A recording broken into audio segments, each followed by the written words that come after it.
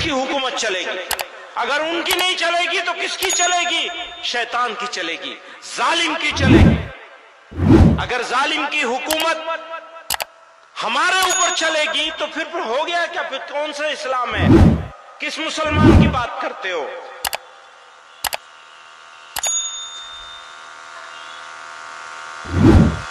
مشکلات و مصائب یاد رکھنا، اگر تم مسلمان ہو تو مشکل ضرور آئے گی۔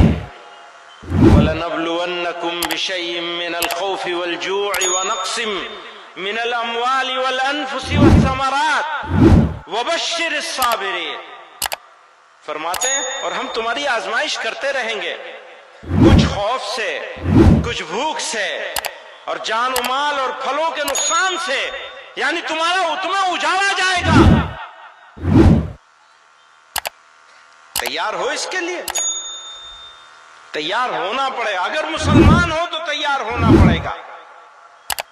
کہتے ہیں حسب الناس ان یترکوا ان یقولوا آمنا وهم لا یفتنون۔ آزمائے نہیں جاؤ گے؟ پہلی آزمائش یہ ہے کہ ہم اپنی من مرضی کرنا چھوڑ دیں، یہ ہے پہلی آزمائش۔ اپنی من مرضی کرنا چھوڑ دیجئے، اپنی شادیاں اس کے مطابق کیجئے جو اسوہ رسول ہے صلی اللہ علیہ وسلم۔ آپ کی شادی، آپ کے بچے، آپ کے گھر، آپ کے معاملات، آپ کا پڑوس، اگر وہ ٹھیک ہے تو سب ٹھیک ہے، وہ نہیں ٹھیک تو کچھ نہیں ٹھیک۔ بزرگوں اور دوستوں، میں ابھی آ رہا تھا تو مجھ سے بنگلہ دیش کے بارے میں سوال کر رہے تھے۔ میں نے کہا اگر کوئی غیر مسلم کسی مسلمان کے درمیان میں رہتا ہے اور وہ اپنے آپ کو غیر مسلموں سے زیادہ، غیر مسلموں کے علاقے میں رہنے والے غیر مسلموں سے زیادہ محفوظ نہیں سمجھتا، باعزت نہیں سمجھتا، تو یہ مسلمان کے لیے افسوس، دکھ اور صدمے کا مقام ہے۔ یہ مسلمان کے اوپر سوال ہے۔ اور اقلیتیں اس پورے خطے میں رہنے والی کسی ملک کی اقلیتیں ہوں، اگر اقلیتیں چاہے یہاں ہو اور چاہے وہاں ہو اپنے آپ کو غیر محفوظ سمجھتے ہیں، اگر ان کو ایسا لگتا ہے کہ ان کو عزت اور سمان نہیں مل رہا ہے، تو یاد رکھنا وہ ملک مہذب کہلائے جانے کے قابل نہیں ہے، چاہے ہمارا ملک ہو اور چاہے پڑوس کا ملک ہو، چاہے بنگلہ دیش ہو، چاہے پاکستان ہو، چاہے افغانستان ہو، کوئی ملک ہو۔ اقلیتیں باعزت ہونی چاہیے، سمان ہونا چاہیے مائنورٹیز کا اس پورے خطے میں۔ آج ہم نے یہ خواب سجایا ہے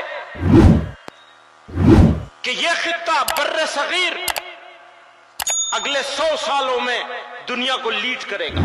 امریکہ کے ہاتھ میں نہیں رہے گی اب قیادت انشاءاللہ، لیکن بھائی ہمارے بغیر کیسے ہوگا؟ ہمارے بغیر نہیں ہوگا، ہمیں لینا پڑے گا تم کو، ہمیں سمان دینا پڑے گا، ہمیں موقع دینا پڑے گا، برابر کی اپورچونٹی دینی پڑے گی، تو اگلی صدی ہماری ہوگی۔ اللہ تعالی ہمیں سچا پکا مسلمان بنائے، صحیح راستے پہ چلنے کی توفیق عطا فرمائے، اور ہماری بدعمالیوں سے ہماری حفاظت فرمائے۔ وآخر دعوانا ان الحمدللہ۔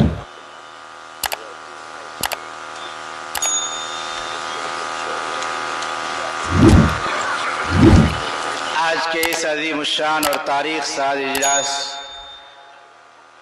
کا آخری خطاب اور کلیدی خطاب مخدوم گرامی حضرت مولانا مفتی سید محمد عفان صاحب منصور پوری دامت برکاتہم العالیہ کا ہوگا۔